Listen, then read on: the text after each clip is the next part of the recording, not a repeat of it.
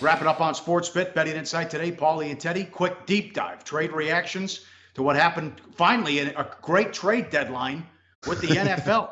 Boy, the Browns would screw up a cup of coffee. The Browns should be relegated. What a disaster. The Bengals sent it into the league that the trade McCarron to the Browns for a second and a third. First of all, know the market. The 49ers give up a second for Garoppolo. You're giving up a second and a third for McCarron? Problem is, the coaching staff's frustrated because the front office with Cleveland left before 5 o'clock. They couldn't call in and get the pick in time. No deal. And look, let me be very clear about this. This is a win for the Cleveland Browns. Ajayi McCarron is not going to be an NFL starting quarterback. He's certainly not the answer for Cleveland. And a second and third rounder for that? You better not send the paperwork in on that garbage. It was a terrible deal, although the disconnect between Cleveland's coaching staff and front office never been on more display than it was yesterday. Hugh Jackson not likely to be back with the Browns next season. That's something to factor in as you think about Cleveland games the rest of the way. And Garoppolo won't play for the 49ers this week. Apparently Shanahan has seen enough of C.J. Beathard from Iowa. Hoyer was cut. Patriots are supposed to get Hoyer as well. They better. There's no one.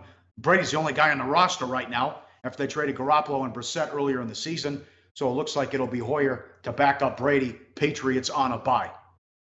Yeah, and look, C.J. Beathard is who he is, which is not an NFL starting quarterback. And it didn't take long for San Fran to realize that. It looks like they've identified Garoppolo as the guy they want to go with, which also, the dominoes start to fall. That affects what happens with Kirk Cousins in Washington, et cetera, et cetera. From a point spread perspective, doesn't change my rating for either team, although I'd be a little bit even more reluctant. Not that I was excited about the Niners this week at Arizona anyway, but I'd be even more reluctant to get involved with San Fran, knowing that Beathard, likely a lame duck at starting QB this week. Something Philadelphia should have done. Help a left tackle and fix the offensive line now that Peters is out for the year. Wentz took a beating in the win against the 49ers. Seattle gets Dwayne Brown from Houston.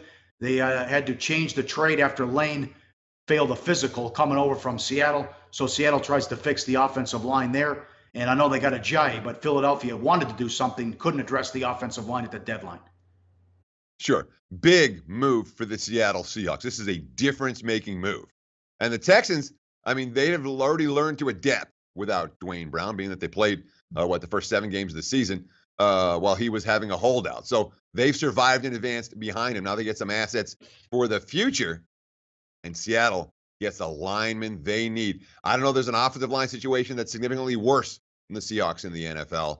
Dwayne Brown comes in and immediately makes that line at least a little bit better. And that's good news for a team that hopes to be playing in the Super Bowl come February. Nice job here. I look like a genius. I picked the Bills to make the playoffs before the season. They get Kelvin Benjamin. Now helps that they're plus 14 in turnover differential. Benjamin to help out with Jordan Matthews and give Taylor a weapon. Now, as far as the Panthers making the deal, Newton's left with Funchess and Dixon until they can get Olsen back. He doesn't have a lot of weapons, but remember, when Benjamin got hurt in camp, he had his best season, MVP. They went 15-1. So I also would expect even more passes going to McCaffrey, who should set the rookie record for receptions in a season. Yeah, and this is really kind of a head-scratcher at first glance. Say, what the hell are the Panthers doing? For Buffalo, it makes perfect sense. You bring in a big guy who can make plays downfield for Tyrod Taylor. And the Bills, it's worth cashing some chips to try to make the postseason this year, and Buffalo made the right move there. For Carolina, you say, what the hell is this squad doing? Benjamin can be a difference maker for them. Here's the GM, Marty Herney, quote, "The thinking for us is just to get more speed on the field and a better diversity of skill sets on the field. They want Curtis Samuel to step up. He's a speedster. So far this season, he has 7 catches for 47 yards. But I honestly think this has something to do with locker room issues. I don't think that Kelvin Benjamin was perhaps the most liked guy in that Panthers locker room. Now we can go on and be not the most liked guy in the Buffalo Bills locker room. I think that was as much for Carolina about chemistry as any other factor, although there's a little bit of a head scratcher for the Panthers, considering they're laying points to Tampa at home this week, or not to Tampa, to Atlanta at home this week. Hey guys, for the full video, go to sbrpicks.com. Hey guys, thanks for tuning in to our channel. Now, we've put a lot of work into producing all these free videos, so please help us out and keep all our content free for you forever by simply liking, sharing, commenting, and subscribing.